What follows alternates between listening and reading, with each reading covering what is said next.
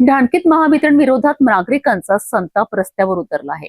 Smart meter, वाढीव वीज बिले आणि वीज पुरवठ्यांच्या समस्यांमुळे सर्व पक्षीयांच्या नेतृत्वाखाली जन आक्रोश महामोर्चा काढण्यात आलाय।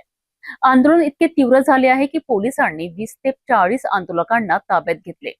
मात्र अखेर महावितरणाला माघार घ्यावी लागली आणि स्मार्ट मीटरला तुतार स्थगिती देत महत्वाचे लेखी आश्वासन देण्यात आले आहे। ढाणकी शहरात गुरुवारी महावितरणाच्या कथित भोंगड कारभाराविरोधात नागरिकांचा प्रचंड उद्रेक पाहायला मिळाला। स्मार्ट मीटर, वाढीव वीज बिले, वारंवार खंडित होणारा वीज पुरवठा आणि अधिकाऱ्यांच्या कामकाजाविरोधात सर्व पक्षीयांच्या वतीने भव्य जन आक्रोश महामोर्चा काढण्यात आला। मोर्चा दरम्यान पोलिसांनी 35 ते 40 आंदोलकांना ताब्यात घेतले। त्यामुळे वातावरण काही काळ तणावपूर्ण बनले होते। यानंतर महावितरणाचे पुसद विभागाचे कार्यकारी अभियंता जनार्दन चव्हाण यांच्यासोबत आंदोलकांची महत्वपूर्ण चर्चा झाली।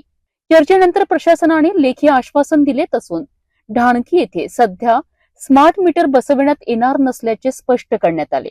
जादा वीज बिलांबाबत तक्रारींचे निवारण, स्मार्ट मीटरसाठी स्वतंत्र समिती आणि नागरिकांच्या लेखी संमतीशिवाय मीटर बसविणार नाही अशी हमीही देण्यात आली आहे। तसेच सतत गैरहजर राहणाऱ्या सहाय्यक अभियंत्यांवर वेतन कपातीची कारवाई करण्यात आल्याची माहिती देण्यात आली आहे। प्रशासनाकडून लेखी आश्वासन मिळाल्यानंतर आंदोलन शांततेत मागे घेण्यात आले।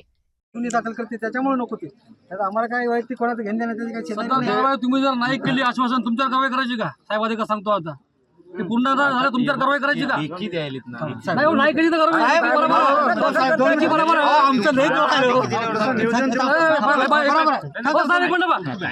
सदर लेखीवर तुम्ही जर पूर्तता नाही केली, कारवाई नाही केली, तुमच्यावर फौजदारी करायची का? मग तुम्ही मान्य सांगा तुम्ही।